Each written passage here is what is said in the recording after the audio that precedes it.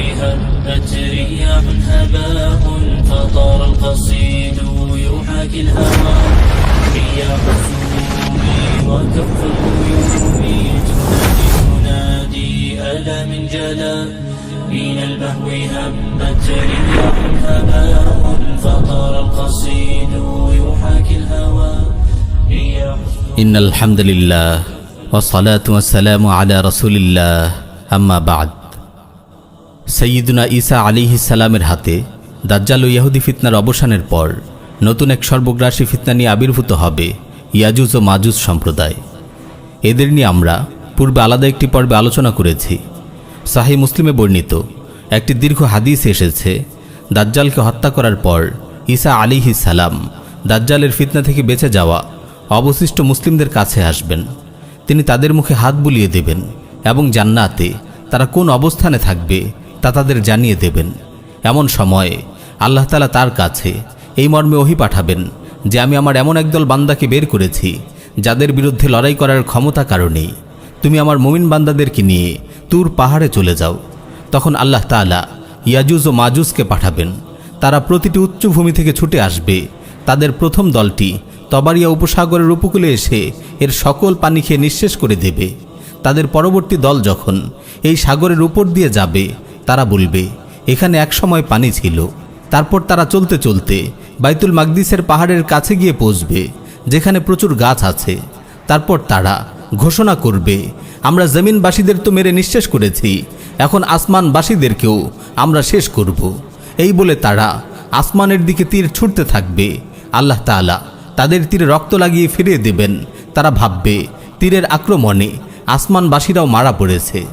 তারপর ইয়াজুজ মাজুজ আল্লাহর নবী ঈসা আলাইহিস সালাম ও তার সাথীদেরকে অবরোধ করে রাখবে। ফলে তাদের কাছে একটি বলদের মাথার মূল্য বর্তমানের 100 দিনারের চেয়েও বেশি হবে। ক্ষুধা, তৃষ্ণা ও দুর্ভিক্ষে অতিষ্ঠ হয়ে ঈসা আলাইহিস সালাম ও তার সাথীরা আল্লাহর নিকট দোয়া করবেন। আল্লাহ তাআলা তাদের দোয়া কবুল করবেন এবং ইয়াজুজ ও মাজুজ সম্প্রদায়ের প্রতি আযাব পাঠাবেন। তাদের ঘাড়ে এক প্রকার পোকা হবে। সকাল হতে হতে তারা সবাই মারা যাবে যেভাবে সাধারণ মানুষ মারা যায়। তারপর ঈসা আলাইহিস সালাম ও তার সাথীরা পাহাড় থেকে নেমে আসবেন। এসে দেখবেন জমিন ইয়াজুজ মাজুজের লাশে লাশে ভরে গেছে। তারা এক বিঘত জায়গাও এমন পাবেন না যেখানে তাদের গলিত লাশ ও দুর্গন্ধ নেই। এই অবস্থা দেখে ঈসা আলাইহিস সালাম ও তার সঙ্গীরা পুনরায় আল্লাহর কাছে দোয়া করবেন। তখন আল্লাহ তাআলা উটের ঘাড়ের মতো এক ধরনের পাখি প্রেরণ করবেন। তারা লাশগুলোকে বয়ে নিয়ে যাবে এবং আল্লাহ যেখানে হুকুম করেন সেখানেই ছুঁড়ে ফেলবে। তারপর আল্লাহ তাআলা পৃথিবী জুড়ে এমন মুষলধারে বৃষ্টি বর্ষণ করবেন যে প্রবল পানির তোড়ে কাঁচা পাকা কোনো ঘরই আর অবশিষ্ট থাকবে না। পৃথিবীর বিস্তৃত জমিন ধুয়ে মুছে আয়নার মতো ঝকঝকে পরিষ্কার হয়ে উঠবে। এমনকি গাছপালা ও বৃক্ষলতা বলতে কিছুই থাকবে না। তারপর আল্লাহ তাআলা জমিনকে নির্দেশ দেবেন, হে জমিন তুমি আবার শস্য উৎপন্ন করো এবং তোমার বরকত ফিরিয়ে দাও। তখন ফল ফসলে এত বেশি বরকত হবে যে একদল মানুষ মিলে একটি মাত্র ডালিম খাবে। খাওয়ার পর ডালিমটির খোসার ছায়ায় বসবে। অর্থাৎ ডালিমের সাইজ এত বড় হবে একদল মানুষ মিলে একটি ডালিম খাবে এবং খাওয়ার পর ডালিমের খোসাকে ছায়া লাভের জন্য ছাতার ন্যায় ব্যবহার করবে। দুধের মধ্যে বরকত হবে।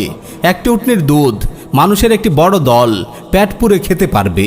একটি গাভীর দুধ এক গোত্রের মানুষের জন্য যথেষ্ট হবে এবং একটি বকরির দুধ এক দাদার সন্তানদের জন্য যথেষ্ট হবে। ইয়াজুজ মাজুজের বিরুদ্ধে লড়াই করা অসম্ভব হওয়ার কারণ তাদের সংখ্যাধিক্য। উল্লিখিত হাদিসে তাদের পড়ে থাকা লাশের বিবরণ থেকে তাদের সংখ্যাধিক্যের বিষয়টি আন্দাজ করা যায়। সুনান ইবনে মাজায় বর্ণিত একটি সহিহ হাদিস এসেছে, রাসূল সাল্লাল্লাহু আলাইহি ওয়াসাল্লাম ইরশাদ করেন, সাইয়ুকিদুল মুসলিমুনা মিন কিসিয়্যি ইয়াজুজ ওয়া মাজুজ ওয়া নুশাবিহিম ওয়া আতরিসাতিহিম 7 সিনিন।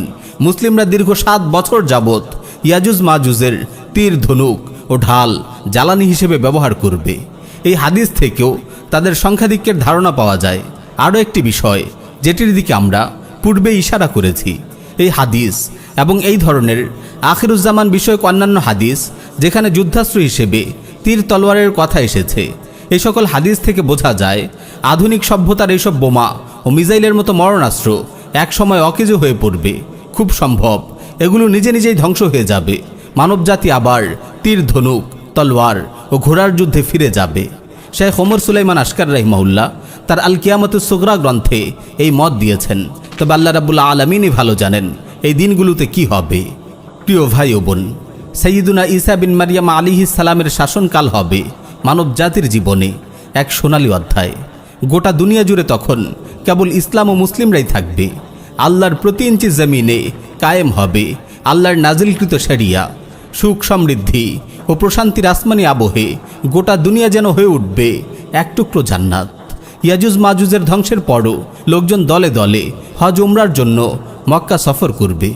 সাহিহুল বুখারীতে এসেছে, রাসূল সাল্লাল্লাহু আলাইহি ওয়াসাল্লাম ইরশাদ করেন, ইয়াজুজ মাজুজের আবির্ভাবের পরবর্তী সময়গুলোতেও বাইতুল্লাহর হজ ও উমরা পালিত হবে।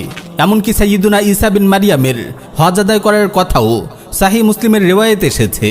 রাসূল সাল্লাল্লাহু আলাইহি ওয়াসাল্লাম ইরশাদ করেন, ওয়াল্লাযী নাফসি বিয়াদিহি লা ইউহিল্লান্না ইবনু মারইয়ামা বিফাজ্জির রাওহা হাজ্জান আও মু'তামিরা আও লা ইয়াসনিয়ান্নাহুমা। সেই সত্তার শপথ যার হাতে আমার প্রাণ, নিশ্চয়ই ঈসা বিন মারইয়াম রওহা উপত্যকায় হজ অথবা উমরা অথবা উভয়ের জন্য তালবিয়া পাঠ করবেন। মুস্তাদরাকে হাকিমে বর্ণিত একটি সহিহ হাদিস এসেছে, রাসূল সাল্লাল্লাহু আলাইহি ওয়াসাল্লাম ইরশাদ করেন, নিঃসন্দেহে ঈসা বিন মারইয়াম নাজিল হবেন। তিনি একজন ন্যায়পরায়ণ শাসক ও ইনসাফগার ইমাম হবেন। তিনি হজ উমরা করবেন। তিনি আমার কবরে এসে আমাকে সালাম দেবেন, আমি তার সালামের উত্তর দেব। ঈসা আলাইহিস সালাম 40 বছর পৃথিবী শাসন করবেন। সুনানু আবি দাউদে বর্ণিত একটি সহিহ হাদিস এসেছে, রাসূল সাল্লাল্লাহু আলাইহি ওয়াসাল্লাম ইরশাদ করেন, ফায়ামকুসু ফিল আরদি 40 সানা সুম্মা ইউতাওয়াফা ফায়ুসাল্লি আলাইহিল মুসলিমুন। তিনি পৃথিবীতে 40 বছর অবস্থান করবেন, তারপর মারা যাবেন, মুসলিমরা তার জানাজা পড়বে। প্রিয় ভাই ও বোন, আজ আলোচনা আর দীর্ঘ করব না। আগামী পর্বে ঈসা আলাইহিস সালাম পরবর্তী ঘটনা প্রবাহ তুলে ধরার চেষ্টা করব ইনশাআল্লাহ।